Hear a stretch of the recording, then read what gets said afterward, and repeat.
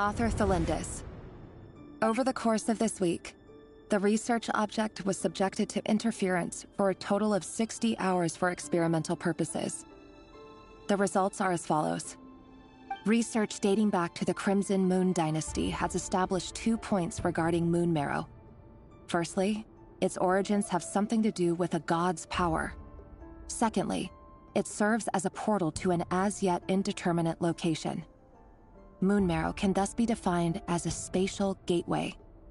However, there are a number of hurdles to overcome before we can answer the question of where it leads to. To start with, opening the gateway requires a specific power source, which the relevant literature indicates. An enormous amount of power is then required to keep the gate open. Currently, the total power output of our instruments remains in the single digits. To make matters worse, I am now the only staff member remaining in the Moon Marrow Lab. The Universitas Magistrorum recently decided to move most of its personnel into abyssal energy research, which has stymied all Crimson Moon-related projects. This is not a wise move. I have always maintained that placing all our hopes in a single source of power is risky, especially one as poorly understood as this. As well as making ourselves overly reliant on a single resource, we are neglecting other promising technologies. I apologize if this comes across as disrespectful. But as a Moon Marrow researcher, I desperately want to see the world beyond the gateway. If we really made it there one day, what would we find? And how would we go about taming the unknown? My imagination is endlessly fueled by questions such as these.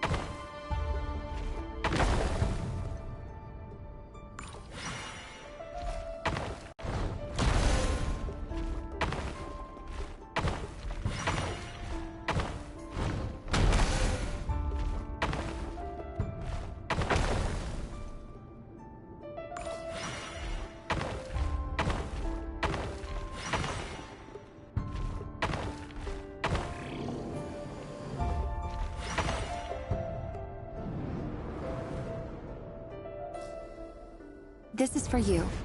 I heard you're gonna leave the city with your parents. Thelindis, did you hear about what happened? I've heard nothing. Rerir got back very late last Friday, and he was acting a little unusual, but he slept pretty well, so I'm guessing whatever he did was a good deed.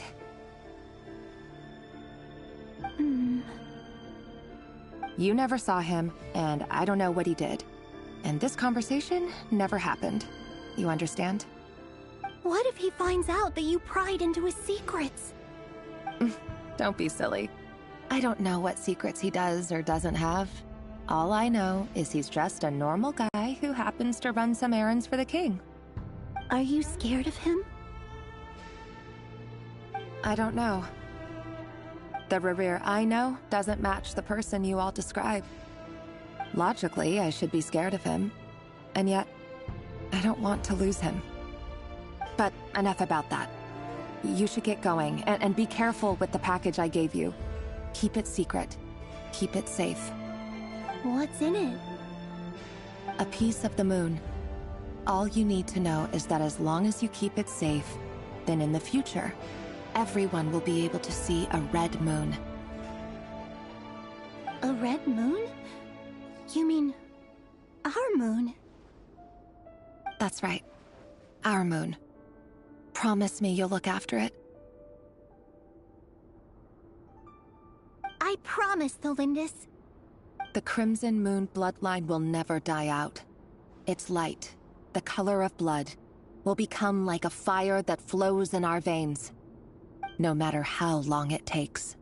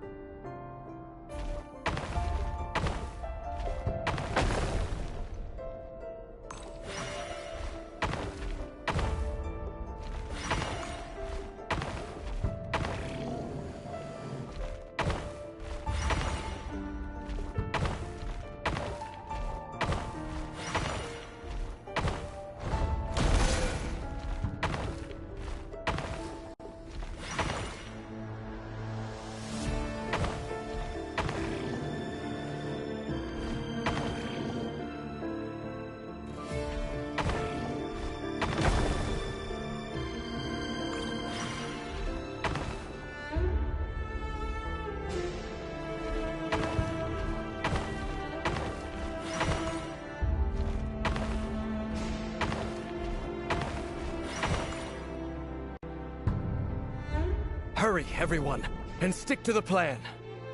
Sir Dainsleif, what are you? Is this treason? You know what happens to those who betray the throne. Please, don't do this! It is the king himself who has betrayed the throne. He has betrayed all of Conria. If you have any love left for justice in your heart, you should join me. It's showtime. Dane and his group will handle the troops in the palace. Then Hraptatyr and Rhindaughter will disarm the security measures. My job is to enter the prison and rescue Vedifalnir. Stay safe. Wish me luck. Look after my brother. Draw your blade. It is time for justice to prevail.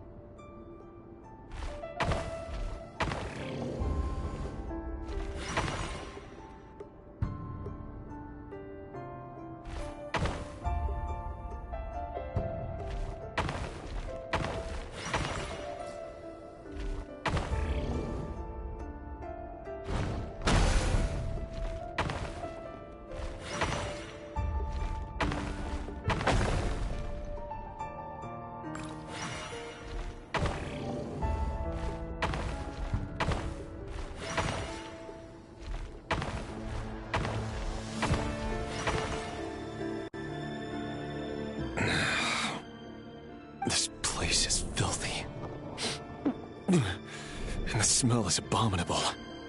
Clearly, the king doesn't allow his prisoners a single shred of dignity. This is dire. Found you. Hello, Mr. Vedafilnir. Ah, it's you. Surprised? Oh, wait. I guess surprise isn't an emotion that prophets feel very often. I certainly felt some surprise in the moment when I was blinded. Surprise at the king's sheer ignorance. Surprise at just how unfairly this world responds to words of earnest remonstration. I'm curious. What did you prophesize this time? It wasn't a prophecy. It was a word of warning. Someone had to say it. The king has forsaken all reason in pursuit of his obsessions. I simply told him that if he continues on this path, Khaenri'ah will surely fall. But he didn't listen. Worse still, he stabbed you in both eyes and locked you away. Dane asked for my help. The court is in complete chaos now, but I'm sure you predicted that. Everything is transpiring as I foresaw, yet I am powerless to change it. Fate is an immutable force. I can but lament as the inevitable unfolds. I do wonder whether giving a man the power to see the future does nothing more for him than slowly crush his spirit.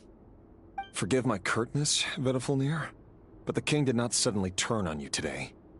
His suspicions have been brewing for a long time. You can't have wisdom beyond the reach of your fellow man without attracting his fear and suspicion. There are things the king does not want to see. So, he doesn't want you having visions of them either. He blinded you because he thought this would make the visions stop. He wasn't entirely wrong. I did indeed lose my power to see the future. Right up until... Until what? Just now. I believe I saw something new. Well, tonight could go a lot of different ways. 5 of us banded together to storm the palace, also we could rescue you. This will go down as the most tumultuous day in Khaenri'ah history. I sense hatred in you. But also hope. A desperate hope that with the tyrant deposed, that will be the end of the story. But this is not the end. It is the beginning of a new chapter, in a whole new story. There are many men of honor and courage in this world, Rerir. But you are not one of them. You're not here for justice, are you? You're here for yourself. Is that a dagger? Interesting. Why not the polearm? It was always your weapon of choice. With your abilities, I don't doubt that you were able to recover some of your sight. But I also doubt that you want to make an enemy of me right now. Of course not. We're on the same side, aren't we? We could be. But I need you to be honest with me, Vedafilnir. At this point, you're my only hope for the future. You mean your future? With your beloved, Felindis? Yes. And I know there are bigger things at stake here. A dynasty, a nation, maybe the entire world. But forgive me, I care first and foremost about myself. I can't abandon the one I love to save myself. I just can't do it. But you see a broader picture of the future than I. You see the solutions to the biggest problems of our age. So tell me, what is my solution? What's the answer? In matters of fate, answers are either right or wrong. What will be, and what will not. Maybe you are willing to pay a certain price in the pursuit of happiness, but unfortunately, fate does not negotiate. That is the cruelest thing about fate. It is unmoved by your sacrifices. That can't be true. I know it's your voice that I keep hearing in my head, urging me to see how the world is changing, to seek more power, so I can protect the things I love. You show me disaster, but you won't show me how to avoid it? Why? Why are you doing all this? My voice? In your head?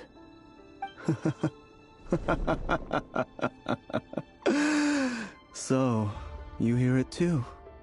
The voice that steals your mind, gains your trust, and drives you crazy. It turns out that we are not so different, you and I. Vedifilnir just broke into the strangest smile I've ever seen in my life. As if he'd discovered some monumental secret. But then he suddenly switched to looking extremely weary. Very well then. My advice to you is as follows. You must persevere. Whatever trials and tribulations you may face, be steadfast in the belief that they are your path to the future. For as long as you live, your story with Thelindis shall not come to an end. That is the only chance you have of fighting back against fate. It is up to you whether you believe my words. Regardless, that is all I will say on the matter. I have no right to intervene any further. I will hold you to your word. Thank you for setting me free. In return, I will tell you one more thing that you cannot afford to ignore. Just then, a strange wave of energy rippled through the city. We had no idea what it could mean. If I were you, I would head to the Universitas Magistrorum. The Universitas? Oh no!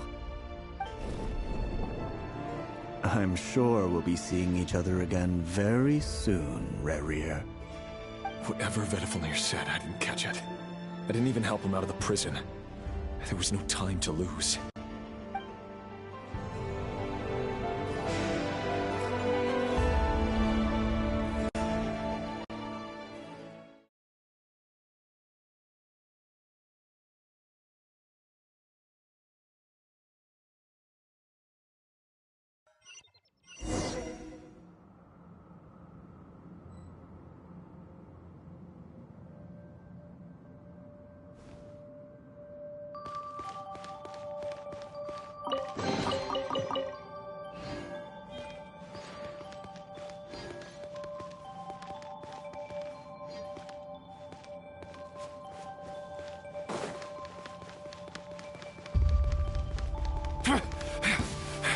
Monsters? Is this Rhindaughter's doing? Or the Universitas Magistrorum? Out of my way!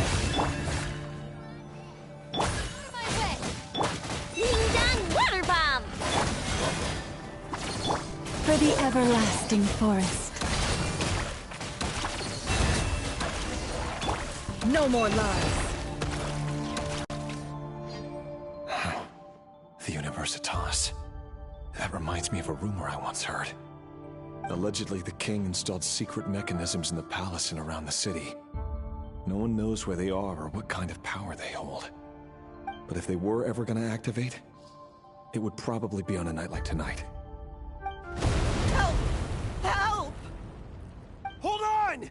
Don't let them anywhere near you! Save me! I can't! Ah! That sounded like an explosion. So, the rumor is true? The king really went through with it? What other means does the king have at his disposal? They must run on power from the Abyss. And given it's a major center of Abyss research, anyone over at the Universitas will be in grave danger. I have to hurry!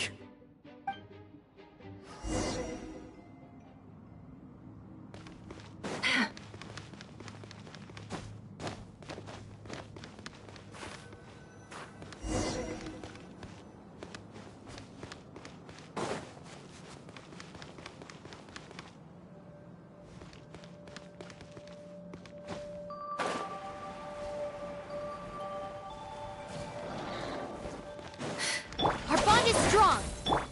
Go claw! You poor lost lamb. It all adds up. It all falls into place. The mystery unravels. Dissipate!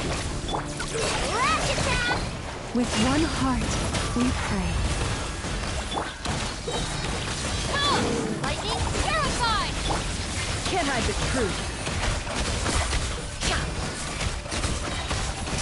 The deception ends here.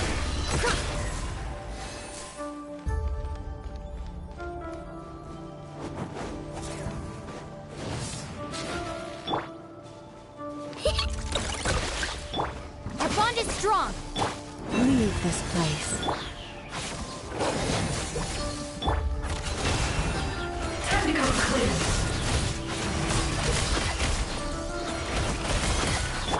By the frost moon of old. Wing down weather bomb!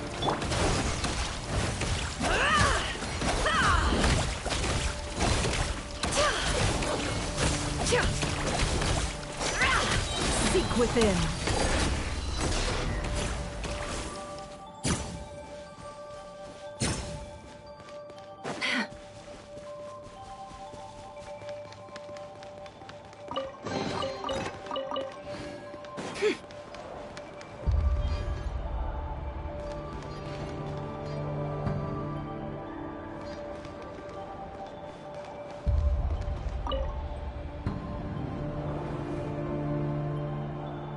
Monsters! At the Universitas Magistrorum? Why now?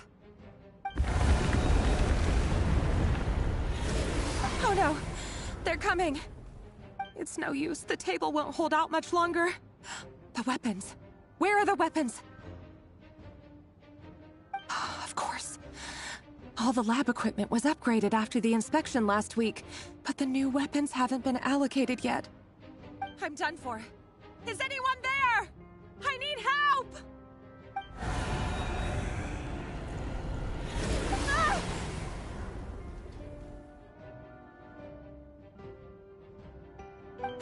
Stay back!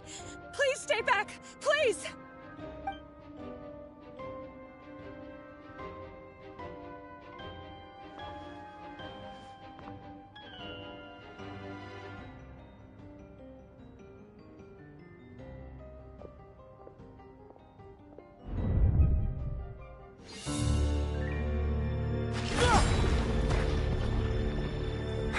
What's that?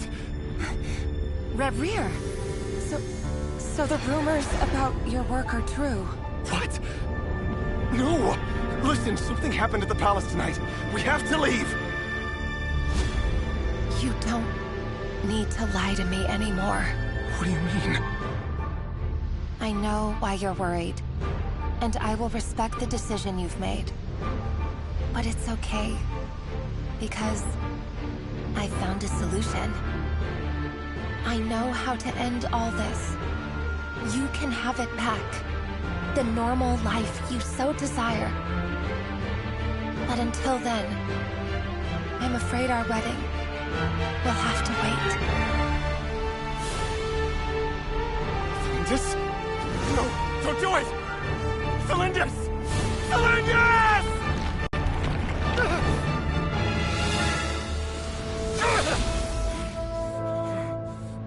I told you, Rerir. Let her go. You will find someone better. No! No, I won't do it! I have to save her! By what means exactly? A lonely pawn. You lack the power and the strength of will. Do you know a way? Tell me! Come to the palace. Join us.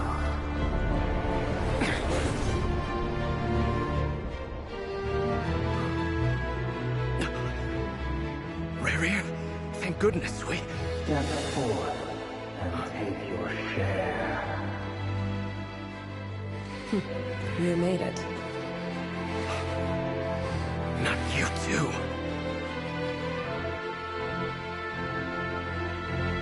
Hatred or grief, despair, desire. We all have our own.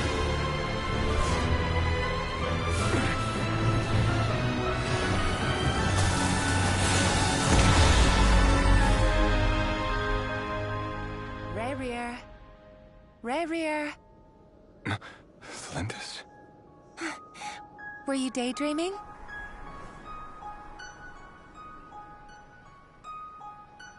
You still remember, Rerir? That question you asked me a couple of weeks ago? Oh. You mean the proposal? Yeah. I'm wondering, where do you think would be a good place to discuss it? Maybe in the garden? Or were you thinking a fancy restaurant? It's your choice.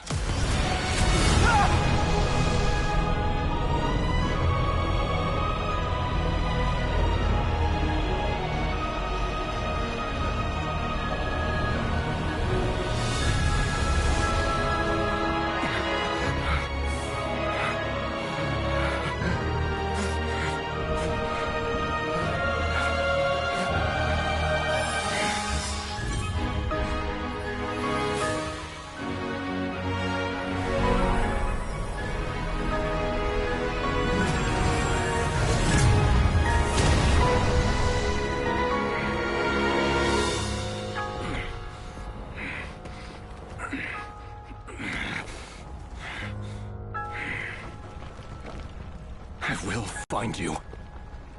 And then, you can give me your answer.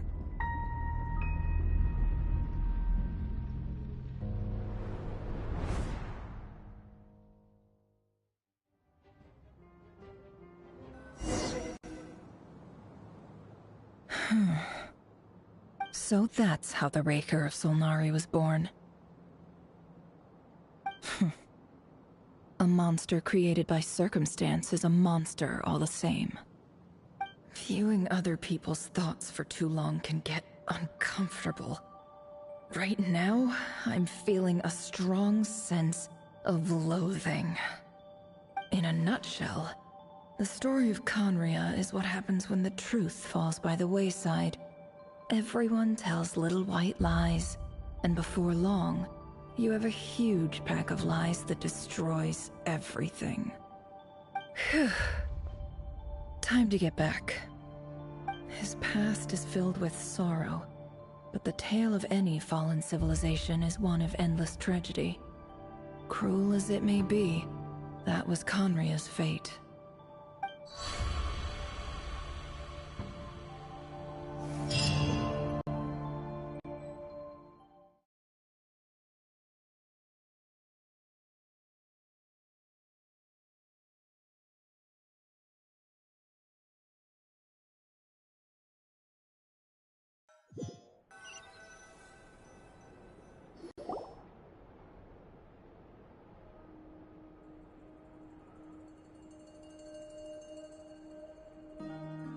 Everyone, I'm back. Can I get a standing ovation? Never! How are you holding up? Feeling okay? She's fine. Boss is a pro. Yes, I'm fine. You will have seen the events of Rerir's life through my thoughts. It's now clear that he is just a regular nobody, driven by personal tragedy, as he said himself. I mostly agree. There's only so much we can know about him from his memories alone, but they did give us a clear glimpse into his life in Conria. However, I would not consider Rerir to be a nobody. He was deeply involved in the events of that era. Yet, when the catastrophe of a generation strikes, nobody is safe. Sounds to me like you're speaking in riddles again. Is this you urging me not to abandon the people of Nodcry in their hour of need? That's not what I meant. Although I do hope you choose to remain a part of the plan. Without you, the mission ahead will be all but impossible. Then try to remember that I respond better to the carrot than the stick. And I don't appreciate being bossed around. Now, as for you, Missy, you were excellent. You stuck to the rules of the ceremony and kept your mouth shut the entire time. Bravo. Cool. So, can you fill me in on the deets now? Most of what I saw went right over my head. Patience. You'll hear the whole story, don't you worry. But let's meet up with the others first. It will save me narrating it twice. Yehoda? Yes, boss! Let me get that door for ya. That's more like it. For a moment there, I was worried you'd forgotten about the first clause of your employment contract. Forgive my curiosity, but what does the first clause say? It says I gotta do the annoying stuff that boss is too lazy to do for herself. Like opening the door, pouring the tea, yada yada. Is that right? If something is in the contract, it's because she willingly agreed to it. Rest assured that the Curatorium abides by the very strictest of labor policies. You don't seriously think I'm cruel enough to treat her like my slave? In any case, I've hardly shied away from my share of the work today. Hope I don't catch Flintz and Varka lounging about in their chairs, enjoying a leisurely cup of tea. There's nothing I dislike more than other people enjoying themselves while I'm hard at work.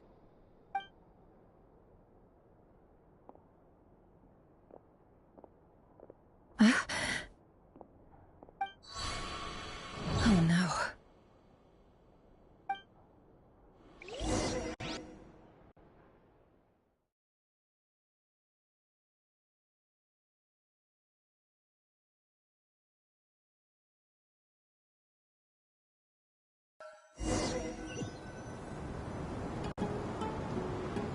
Sorry to disturb you, but we seem to have run into some trouble.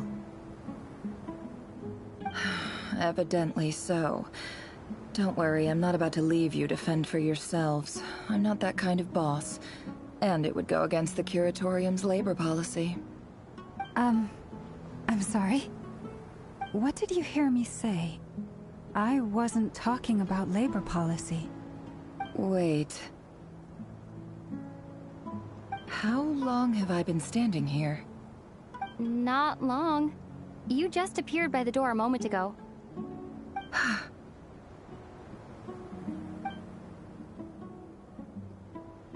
Boss, what's wrong? You look like you've seen a ghost. We've been tricked.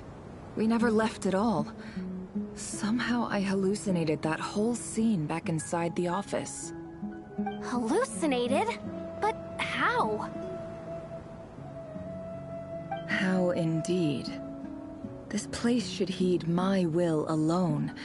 All thoughts and actions that occur in here are just a result of pawns moving across the chessboard in a carefully calculated manner.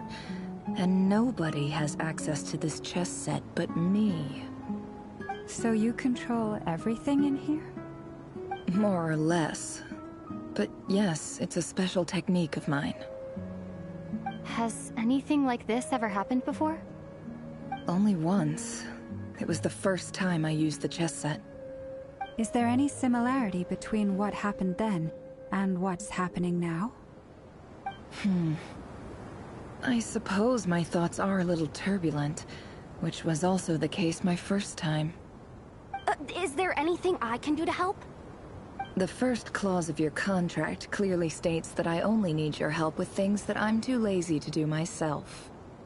Meaning, you're not feeling lazy right now? Meaning, this is not something Yehoda can help with. The chess set is a personal treasure that I alone understand. I must be the one to find our way out of here. Boss, it's fine. Really. Let me do something useful. Oh, listen to you. Whatever would I do without you, Yehoda? What? Really? Yes, really. Where would I ever find another employee as obedient and servile as you? God forbid anything ever happens to you. Oh, okay. Well, anyway, I was thinking of fetching some water. There's gotta be a source around here somewhere. I suggest everyone finds someplace comfortable to take a rest. We gotta conserve our energy. Even though all this chess malarkey doesn't exist in a physical sense, mentally speaking, it's all real. And so is our tiredness and fatigue. You don't want to dismiss mental fatigue. Just because it isn't physical doesn't mean it's any less serious. But anyway, I got your backs, so don't worry about a thing. Don't I have the best employees? Jealous much? If we can find a suitable time, I'd love to borrow Yehoda for a day to help out at the Frostmoon Scions. Would you be amenable to that, Boss Nefer? Oh, Lama. Have I ever told you just how pretty you are? Beauty runs from the tips of your antlers to the depths of your imagination. Time to rally, everyone. Follow me. As we continue our journey, the same rules will apply. That means stay focused and no talking no matter what we encounter. And don't disturb the chess pieces. You have my word that I will get us all out of here.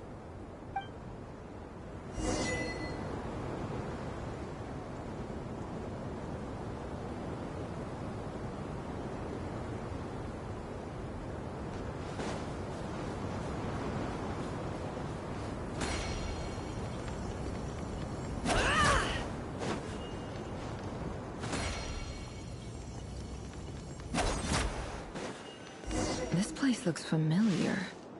That's not a good sign. There's someone up ahead. Time for a little chat.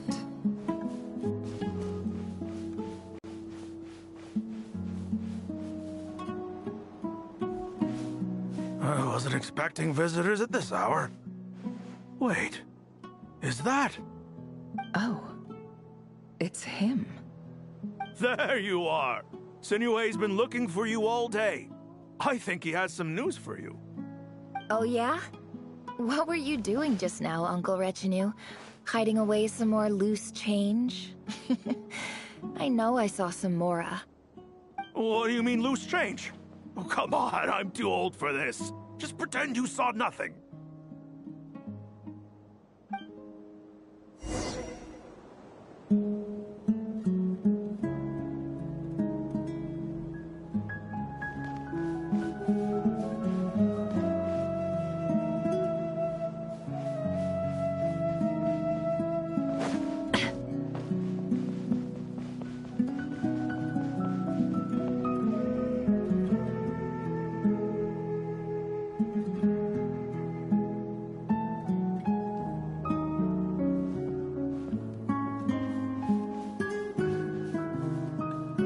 Hey, kid. Mind telling me what Sinuhe's been up to recently? I'm trying to get in his good books and I need a way in. Get in his good books? Why?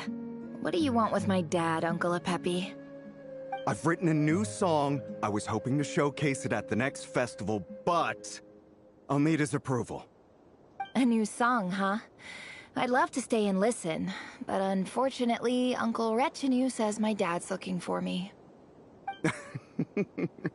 Well, there's plenty of time and I'm not going anywhere.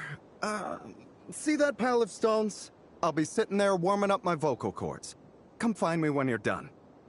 Pile of stones. Got it.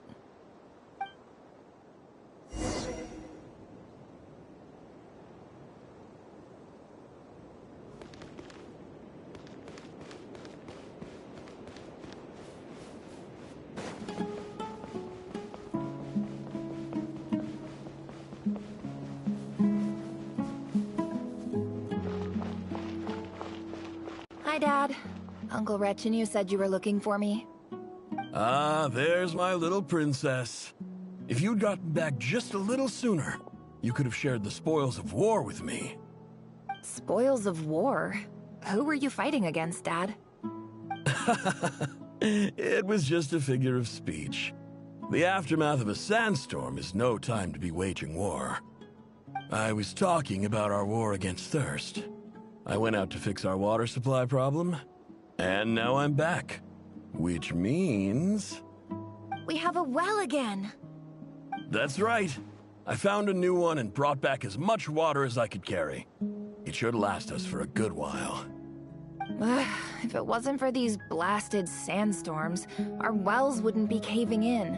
you wouldn't be spending all your time out searching for new water sources.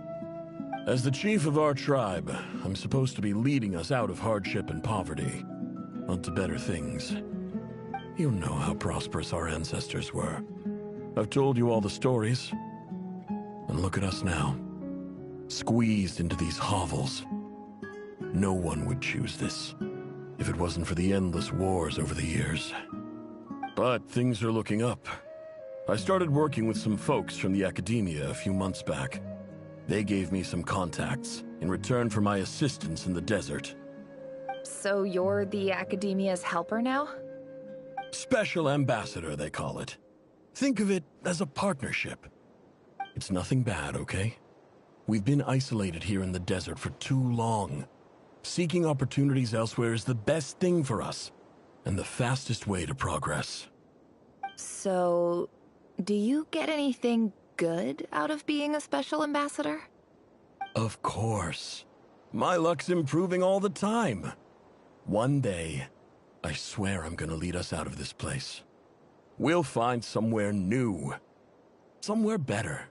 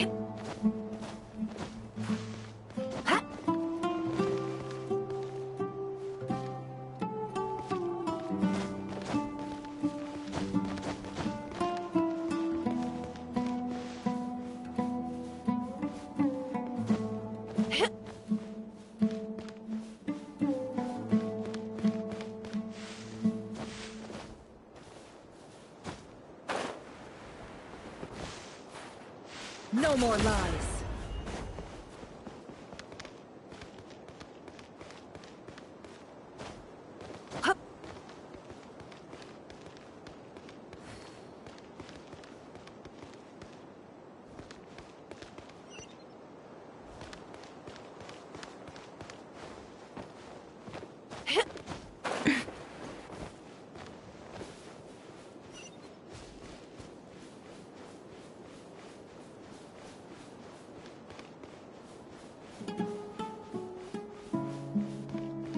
Can't hide the truth.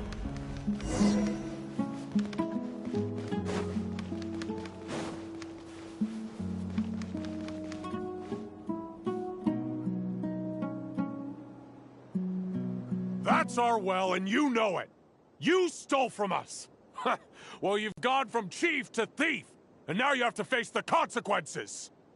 Did you really think you could take our water without permission and get away with it? You're either brave, stupid, or both.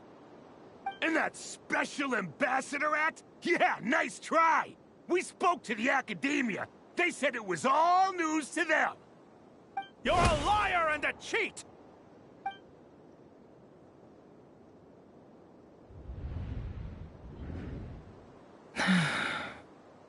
I heard Yehuda gasp, but I don't blame her. Most people are terrified by the sight of blood. Corpses strewn across the ground. The wounds are clearly from scimitars and daggers. The desert dwellers' weapons of choice. There's a handwritten note on the ground. Let's see what it says. Halil, this is Sinuhe, chief of the Shimti tribe. Surely you remember me.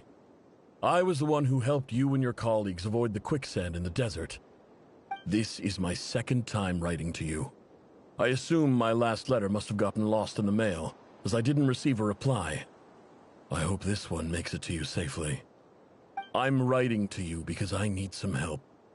That sandstorm the other day completely blocked up our well, forcing me to look for another water source in Iab and Unut territory. It was a matter of survival. Praise the gods. The well of the Iab tribe was intact. It was my last resort. I drew what water I could and left, but not without being spotted. I fear they will retaliate. You told me to write to you if I ever needed help. You said you'd be my ally in the academia. I urgently need you to formally recognize my title of Special Ambassador and send some of your people to assist me for a few days. It's the only way I can convince them that this was the Academia's decision and prevent them from retaliating. This is an emergency.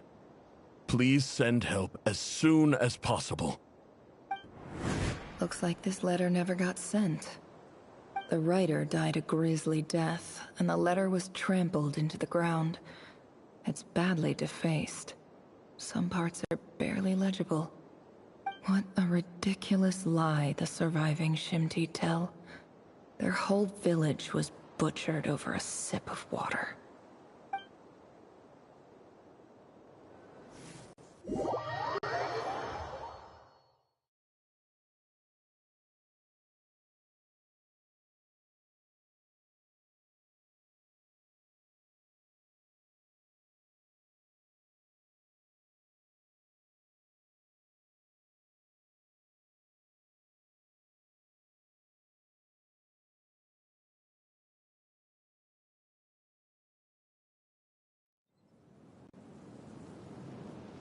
Ah, officer.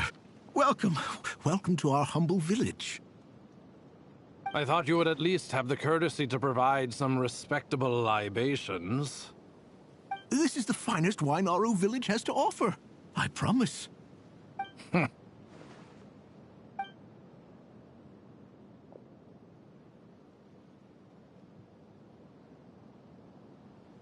The Academia has agreed to reserve a single space for a candidate from your village. But I remain skeptical of this entire endeavor. I highly doubt anyone in this desert possesses serious academic potential. Please, have faith. If not in us, then in our god. The child we found shows great promise. I beg you, take her away from this place. Give her a chance. Don't let her talent go to waste. I don't recognize her. New arrival? She showed up here a few days ago and we took her in. She's a really bright kid. Please help. I'm begging you. So, where are you from? Nowhere special. Just a sand dune. What about the rest of your family? How many of you are there? Just the one. It's only you? Correct. So, no brothers, no sisters, no mother or father? Any who have slept on a bed of sand, I call my brothers and my sisters. Apart from that, I have no family. All right. Get over here. Sign your name on the form.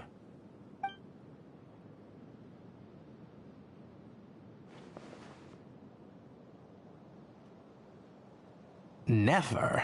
You're rather fair-skinned for a desert dweller.